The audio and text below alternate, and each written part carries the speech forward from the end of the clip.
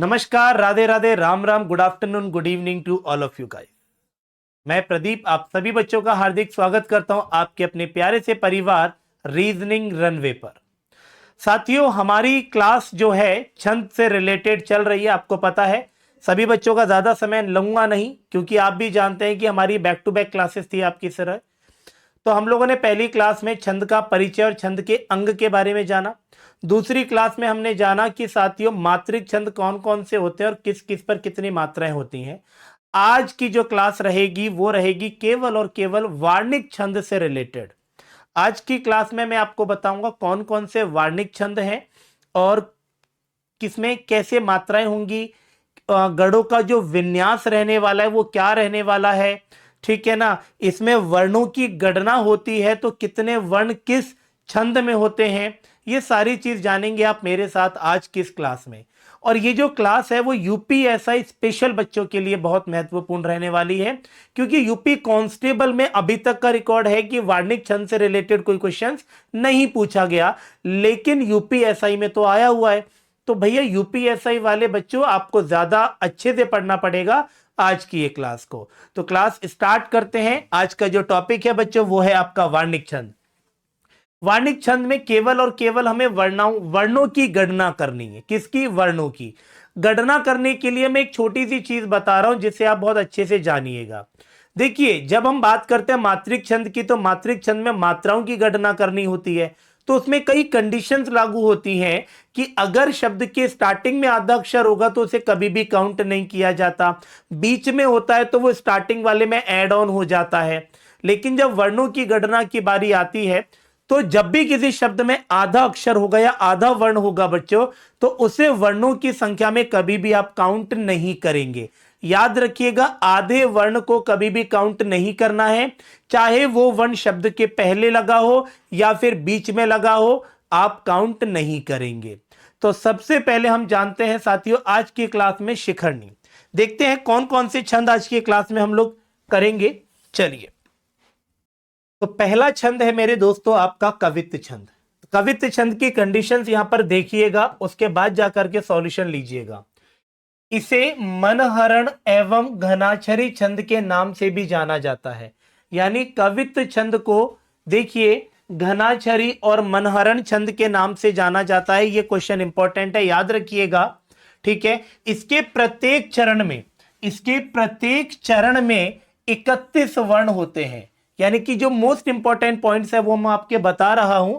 31 वर्ण होते हैं और साथियों इसमें 16 और 15 वर्णों पर यति होती है। यति किसे कहते हैं आपको पता है। इसमें कुल कितने चरण होंगे भैया जी? 8 चरण होंगे, ठीक है। अगली कंडीशन, चरण के अंत में भैया गुरु वर्ण अवश्य होगा, देख लीजिए। यानी जो भी इसका चरण जब खत्म होगा तो खत्म होने वाले अंत में गुरु वर्ण आपको देखने को मिलेगा। दूसरी चीज, घनाक्षरी, रूप घनाक्षरी एवं मनहरण, ये तीनों के तीनों कवित्व छंद के क्या होते हैं बच्चों? भेद होते हैं, ठीक है। यहां पर मैं आपको बता देता हूं कि 8 चरण इसमें होते हैं, लेकिन मैंने एग्जाम्पल में आपको 8 चरण नहीं दिए हैं, ठीक है। एग्जाम्पल में मैंने आपको जो दिया है आपके सामने है। अब हम लोग एक एक कंडीशन फुलफिल करते हैं, मैच करते हैं क्या सारी चीजें पॉसिबल है या नहीं। तो देखिए जरा, 31 वर्ण बोले हैं। सबसे पहले हम वर्णों की गणना करेंगे तो देखिएगा 1 2 3 4 5 6 7 8 9 10 11 12 13 14 15 16। देखिए आगे भैया 16 और 16 और 15 वर्णों पर यति बोली थी। 16 के बाद तुरंत देखिए यहां पर यति आ गई। अब आप देखेंगे 1 2 3 4 5 6 7 8 9 10 11 12 13 14 15। तो आप देख पा रहे हैं यहां पर 16 है, यहां पर 15 है, और 16 और 15 मिलकर के कितने वर्ण बनते हैं भैया? 31 वर्ण बनते हैं। और 16 और 15 के बीच में यति आती है, ठीक है। दूसरी कंडीशन इसमें देख लीजिएगा कि अंत में गुरु वर्ण आपको इसमें देखने को अवश्य मिलता है। तो देखिए आप जब भी आप इसे देखेंगे तो लास्ट में आपको गुरु वर्ण अवश्य मिलेगा। तो आप देख पा रहे हैं यहां पर गुरु वर्ण है भैया जी, यहां पर आप देख रहे हैं गुरु वर्ण है। 16 के बाद नहीं देखना है आपको, जो गुरु वर्ण देखना है ना वो 31वें वर्ण पे देखना है। क्या वहां पर मात्रा लघु है या गुरु, इसमें लघु नहीं आती, लास्ट में भैया जी गुरु मात्रा आती है। और देख लीजिए आप, ठीक है। आशा करता हूं कवित्त छंद अच्छे से समझ आ गया होगा। तो आपको एग्जाम में यहां से क्या क्वेश्चन पूछा जाता है कि बताइए भैया जी कवित्त छंद में वर्णों की संख्या कितनी होती है, आप बताएंगे 31। कवित्त छंद में कितने वर्णों पर यति आती है, तो आप बताएंगे 16 और 15 वर्णों पर भैया यति आती है, ठीक है। कवित्त छंद यहां पर क्लियर हो गया। और कवित्त छंद में देखिए मनहरण और घनाक्षरी, ये दोनों की दोनों कवित्त के क्या होते हैं, नाम से जाने जाते हैं। उसके 3 भेद होते हैं, देव घनाक्षरी, रूप घनाक्षरी और मनहरण। आई होप कि कवित्त छंद सभी बच्चों को क्लियरली समझ आ गया होगा। अब हम बात करते हैं साथियों अगले छंद की। अगला छंद हमारा कौन सा है, देखिए शिखरणी। अगला छंद जो है बच्चों उसका नाम है आपका शिखरणी, ठीक है। छंद के प्रत्येक चरण में कितने वर्ण होते हैं भैया जी, याद रखेंगे 17 वर्ण होते हैं, 17। इसमें 6 और 11 वर्णों पर यति होती है। कितने, 6 और 11 वर्णों पर यति आपको देखने को मिलेगी, और 11 और 6 मिलाकर के होते हैं 17। अब इसमें कंडीशन क्या दी गई है कि बच्चों इसमें जो गणों का जो विन्यास होता है, यानी गणों का जो क्रम होता है वो किस आधार पर होता है। गण किसे कहते हैं, मैंने आपको बोला था 8 प्रकार के गण होते हैं और 3 अक्षरों के समूह को ही गण कहा जाता है। अब गणों का जो सीक्वेंस इस शिखरणी छंद में रहता है वो किस पैटर्न में रहेगा, पहले होगा एक यगड़, फिर होगा मगड़, फिर होगा नगड़, फिर होगा सगड़, फिर होगा भगड़, और फिर एक लघु आएगी, फिर एक गुरु मात्रा आएगी। ये रहेगा इसका क्रम। अब ये गणों के लिए आपको ये पता होना चाहिए कि इस पे कौन सी मात्रा कब आती है। तो सबसे पहले मैं आपको ट्रिक याद दिला देता हूं जो मैंने आपको लास्ट पहली क्लास में बताई थी। यह माता राजभानस लगा, ये लीजिए। इस ट्रिक से यगड़ की मात्रा आप देख सकते हैं, यह माता, तो यगड़ पे मात्रा हो जाती है 1 2 2 करके आ जाएगी। मगड़ की बात करें तो साथियों इस पे तीनों की तीनों गुरु मात्रा रहेंगी। अगर मैं नगड़ की बात करूं तो नगड़ पे 1 1 1 रहेगी। अगर मैं सगड़ की बात करूं तो 1 1 2 रहने वाला है, 1 1 2। अगर मैं भगड़ की बात करूं बच्चों, देखो भगड़ यहां से लेके यहां तक है, तो 2 1 1 रहेगा भगड़ पे, 2 1 1। लघु 1 और गुरु 1। ये कंडीशन रहेगी भैया जी आपकी शिखरणी वाले छंद में। अब चलिए देखते हैं मैच करता है या नहीं करता है यहां पर ये सारी चीजें। चलिए 6 और 11 वर्ण पर यति और 17 वर्ण होते हैं, तो आइए जानते हैं। 1 2 3 4 5 6 7 8 9 10 11 12 13 14 15 16 और ये 17। 17 हो गए। 1 2 3 4 5 6 7 8 9 10 11 12 13 14 15 16 और ये 17। 1 2 3 4 5 6 7 8 9 10 11 12 13 14 15 16 17। 1 2 3 4 5 6 7 8 9 10 11 12 13 14 15 16 17। सभी में 17 एग्जैक्ट आए। अब देखते हैं 6 और 11 वर्णों पर यति है, तो आप देखिए 1 2 3 4 5 6, 6 के बाद यति, 1 2 3 4 5 6 के बाद यति, 1 2 3 4 5 6 के बाद यति, 1 2 3 4 5 6, 6 के बाद यति। तो आप देख पा रहे हैं जब 17 थे यहाँ 6 है, तो ऑब्वियसली वहां पर कितने होंगे भैया जी, 11 वर्ण होंगे। पहली कंडीशन मैच हो गई। दूसरी कंडीशन यहां पर क्या बोली है, गणों का विन्यास। आइए सबसे पहले मात्रा लगाते हैं, चेक करते हैं क्या इसमें गणों का विन्यास एकदम सही है या नहीं। मात्रा लगा रहा हूं पहले में, तो आप देखेंगे यगड़ की मात्राएं आ गई। अब मुझे मगड़ चाहिए, तो आप ये देख सकते हैं भगड़ की। अगर नगड़ की चाहिए तो देखिए नगड़ ये आ गया। सगड़ की चाहिए तो देखिए सगड़ ये आ गया। भगड़ चाहिए तो भैया जी भगड़ ये आ गया। और बोला है लास्ट में लघु और गुरु आएगा, ये लघु हो गया और ये गुरु हो गया। आप देखेंगे तो हर किसी में आपको ये देखने को मिलेगा 1 2 2 2 2 2 1 1 1 1 1 2 2 1 1 1 2। बताइए सारी चीजें क्लियरली है या नहीं। ये कंडीशन भी मैच हो गई हमारी, ये कंडीशन भी मैच हो गई, ये कंडीशन भी मैच हो गई। इसी प्रकार के छंद को क्या कहते हैं, शिखरणी छंद। इससे पहले वाले में हमने जाना कवित्त कवित्त में 31 वर्ण थे। और अगर मैं बात करूं शिखरणी की, तो शिखरणी में 17 वर्ण होते हैं। यहाँ 6 और 11 पर यति होती है, तो जबकि कवित्त में 16 और 15 पर यति होती है। ठीक, अगला देखते हैं। इसके बाद है मेरे साथियों मालिनी छंद। कौन सा छंद है बेटा? मालिनी। अगर मालिनी छंद की बात की जाए तो मालिनी छंद के प्रत्येक चरण में आपको कितने वर्ण देखने को मिलते हैं? 15 वर्ण देखने को मिलते हैं। और इस पर जो यति आती है ना, वो 8 और 7 वर्णों पर यति आती है। लेकिन पहले 8 होंगे, फिर यति आएगी, फिर 7 होंगे, 8 और 7 मिलाकर के हो जाएंगे 15। इसमें गढ़ विन्यास जो रहने वाला है, याद रखिएगा, इसमें 2 नगढ़ होते हैं। क्या होते हैं? 2 नगढ़।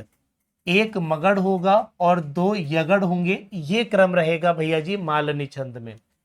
मेन चीज जो है ना बच्चों, इसमें गढ़ याद करना है आपको। यहां से क्वेश्चन पूछे जाते हैं कि मान लीजिए एग्जाम में आ गया मालिनी छंद में गढ़ों का विन्यास किस क्रम में रहेगा।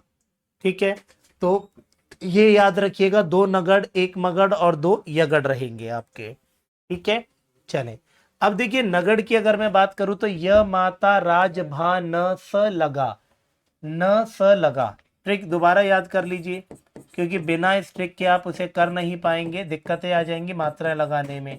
ये लीजिए, ठीक है, 2 नगढ़ बोले हैं, तो इस तरीके से एक नगढ़, फिर आएगा दूसरा नगढ़। फिर बात करेंगे अगर हम बच्चों मगढ़ की, तो मगढ़ में कितनी होती है? 2 2 2। फिर बोला 2 यगढ़, तो 1 2 2 1 2 2। ये सीक्वेंस रहेगा।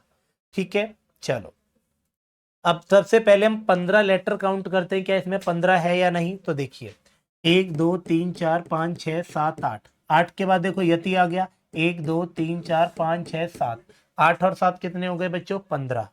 1 2 3 4 5 6 7 8।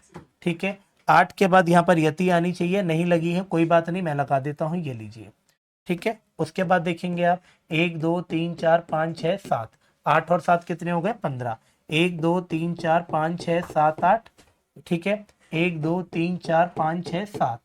1 2 3 4 5 6 7 8। 1 2 3 4 5 6 7। प्रॉपर है, कंप्लीट, कोई दिक्कत नहीं है। अब देखते हैं मात्राएं क्या इसमें सेट हो रही हैं या नहीं हो रही बच्चों। अब मात्राएं लगा लीजिए। चलिए देखिए, इसमें बोला 2 नगढ़ चाहिए, 1 नगढ़ आ गया, ये दूसरा नगढ़ आ गया। फिर मगढ़ चाहिए, तो देखिए आप इसमें मगढ़ आ गया। उसके बाद हमें क्या चाहिए? 2 यगढ़ चाहिए, तो 1 2 2 1 2 2 हो गया भैया। पूरा की पूरा गढ़ों का विन्यास एकदम सही। 1 1 1 1 1 1 1, सॉरी यहाँ पर 2 आ जाएंगी भैया। ठीक है, 2 2 2, फिर 1 2 2 1 2 2। पूरा वही खेल आ रहा है, आप लगा लेंगे इसमें भी। तो 1 1 1 1 1 1 2 2 2 1 2 2 1 2 2 1 1 1 1 1 1 2 2 2 1 2 2। फिर यहाँ पर ये आ गया 1 2 2। ये लीजिए, पूरा हो गया भैया जी आप लोगों का क्लियर। ये हो गया बच्चों आप लोगों का मालिनी छंद। ठीक है, चले इसी के साथ अब अगले वाले छंद पे चलते हैं। वेरी वेरी मोस्ट इंपॉर्टेंट है इंद्रवर्जा। क्या है? इंद्रवर्जा। इंद्रवर्जा की अगर मैं बात करूं तो आप देखिए 11 वर्णों वाले छंद के प्रत्येक चरण में, यानी हमें इसने पहले ही बता दिया कि इसमें कितने वर्ण होंगे भैया जी? 11 वर्ण होंगे, 11। ठीक है, चले, तो इसने हमें बता दिया कि इसमें भैया जी 11 वर्ण होंगे और प्रत्येक चरण में भैया 2 तगड़ होंगे, 1 जगड़ होगा और 2 गुरु होंगे। 2 गुरु तो ऐसे हो गए। अब देखिए आप इसे लिखना तो ऐसे कर लीजिए, य म ता रा ज ज भा न, इस तरीके से कर लेंगे आप। अगर आपको विश्वास नहीं होता आप ट्रिक बना के देख लीजिए। ये लीजिए, ये लो। ठीक है, 2 तगड़ बोले हैं, तो तगड़ पे आप देखिए भैया जी, सॉरी तगड़ बोला है ना इसने, तो 2 2 1 आता है, 2 2 1 आ गया। उसके बाद यह 2 तगड़ बोले हैं ना, तो एक और आप कर सकते हैं इस तरीके से। फिर एक जगड़ बोला है, तो जगड़ पे देखिए 1 2 1 आता है, तो जगड़ पे 1 2 1। फिर लास्ट में क्या बोला गया? उसमें 2 गुरु आने चाहिए, 2 की 2 गुरु हैं। ठीक है, अब लेटर याद करते हैं 11 है या नहीं, आइए जानिए। 1 2 3 4 5 6 7 8 9 10 11 हो गए 11। 1 2 3 4 5 6 7 8 9 10 11 हो गए 11। 1 2 3 4 5 6 7 8 9 10 11 1 2 3 4 5 6 7 8 9 10 11 सभी में 11 11 ही होंगे, आप चेक कर लीजिएगा। अब गढ़ों का विन्यास एक बार चेक कर लिया जाए, क्यों ना गढ़ों का विन्यास एक बार चेक कर लिया जाए। चलिए 2 2 1 हो गया भैया जी, एक तगड़, फिर 2 2 1 एक और तगड़ हो गया। अब जगड़ चाहिए तो देखो 1 फिर 2 और 1 आ गया, और लास्ट में क्या चाहिए, 2 गुरु, 2 की 2 गुरु आ गए।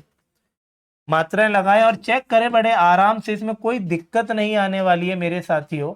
आप एक बार विश्वास करके देखिए, मजे ना आए तो आप कहिएगा। ये लीजिए,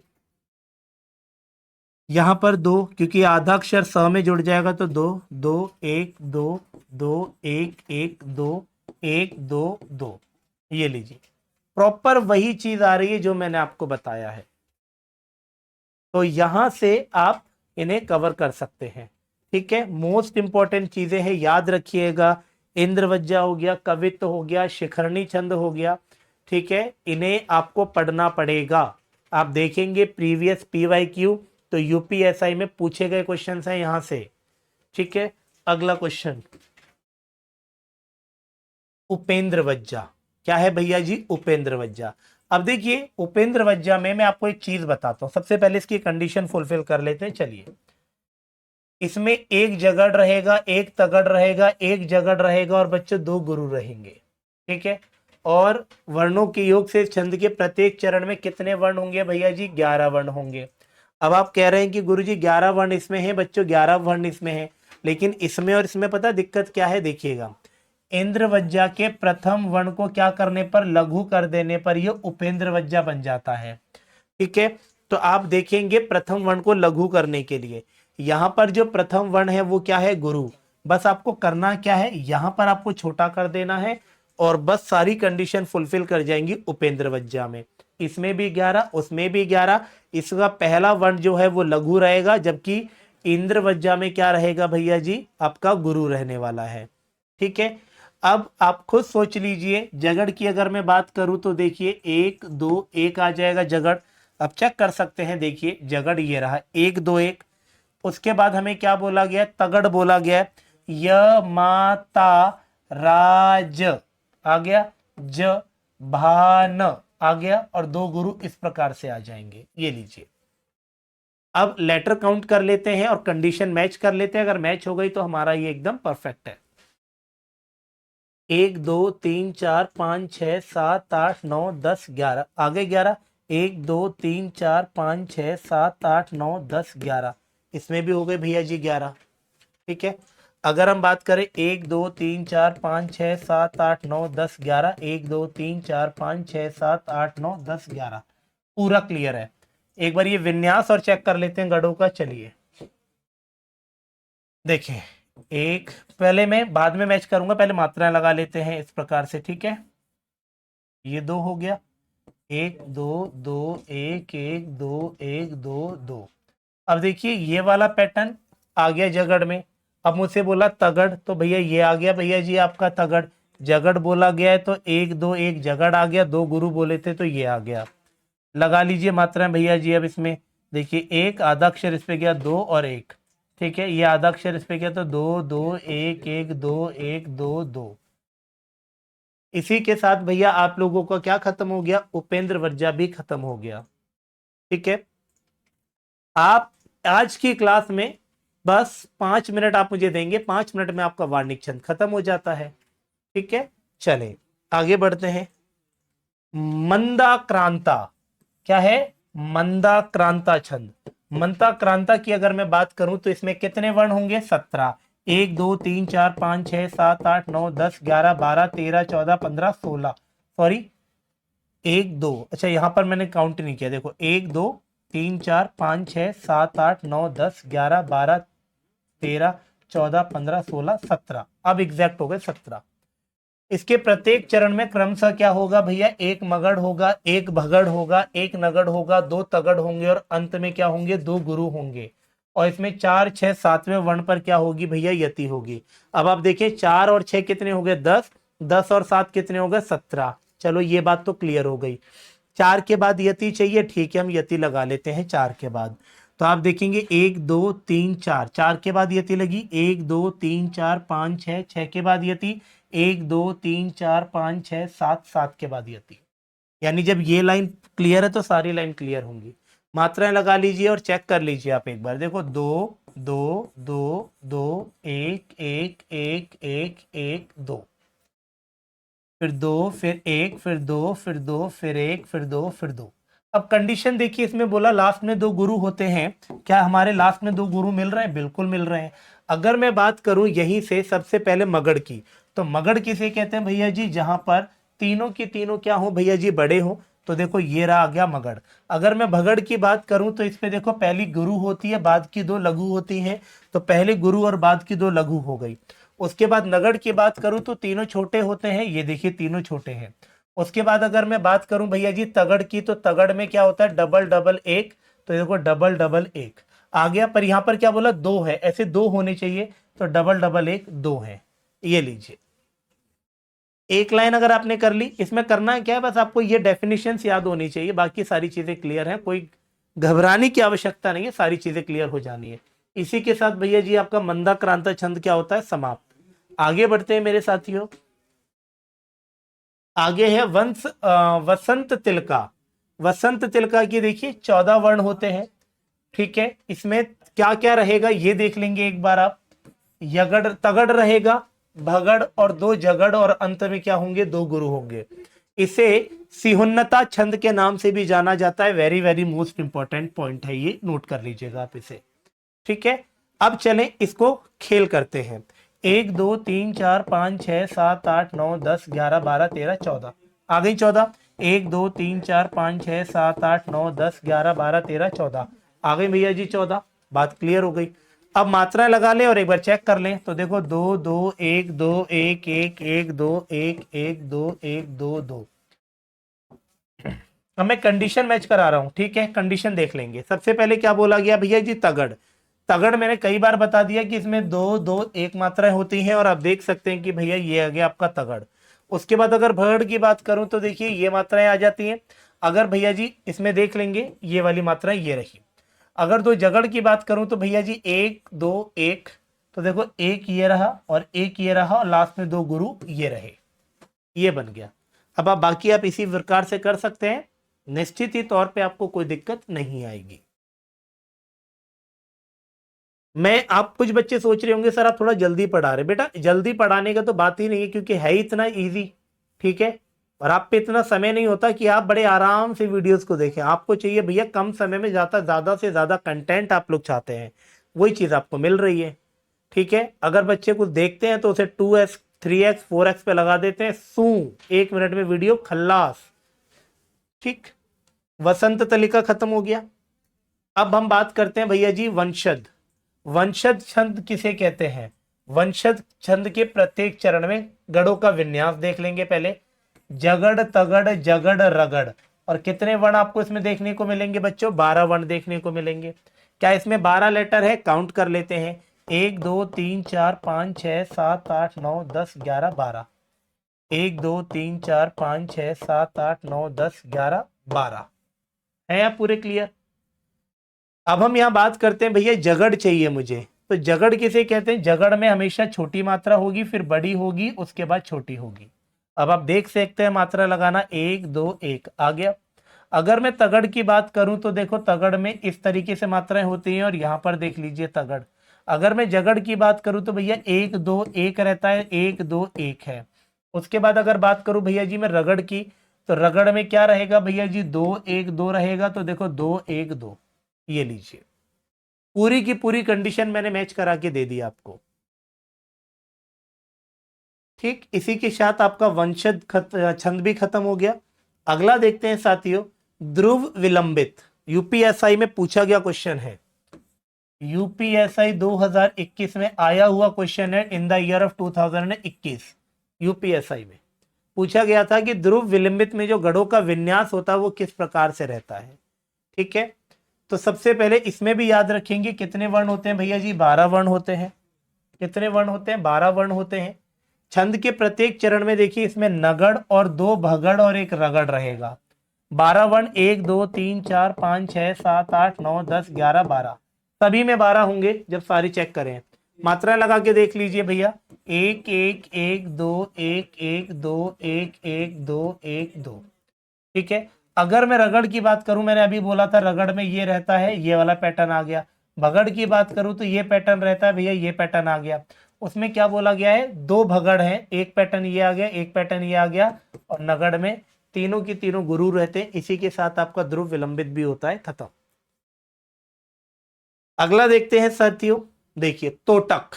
तोटक में कितने वर्ण होते हैं, 12। चेक कर लेंगे, 1 2 3 4 5 6 7 8 9 10 11 12। क्लियर है। एक और लाइन देख लेते हैं, 1 2 3 4 5 6 7 8 9 10 11 12। 1 2 3 4 5 6 7 8 9 10 11 12, सभी में 12 है। इसमें होते हैं भैया 4 सगड़। क्या होते हैं, 4 सगड़ होते हैं।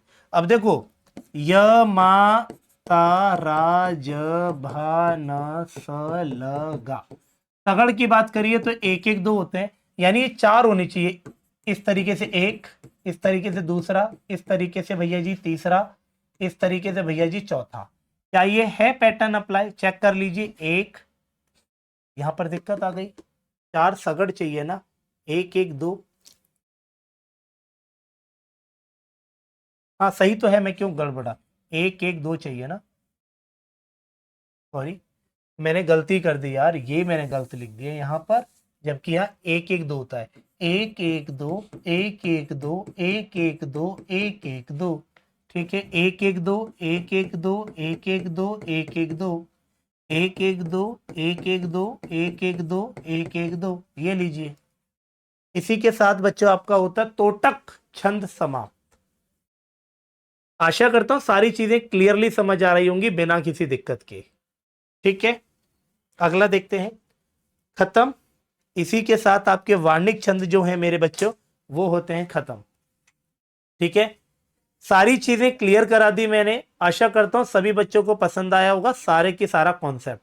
इसके बाहर आपका जाता नहीं है भैया जी, आपको बस यही तक पढ़ना है। वार्णिक छंद ये क्लास स्पेशल फॉर यूपीएसआई के लिए बच्चों के लिए थी, क्योंकि उनकी डिमांड थी काफी ज्यादा कि सर वार्णिक छंद हमें नहीं समझ आते, क्या है क्या नहीं उनकी परिभाषा है, जो कि मैं आप लोगों के लिए लेकर आया था और मैंने आप लोगों को अच्छे से अच्छा कंटेंट दिया।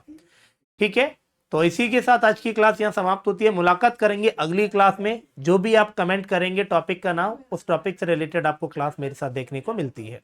तब तक के लिए मैं प्रदीप सर, जय हिंद, नमस्कार, जय हिंद।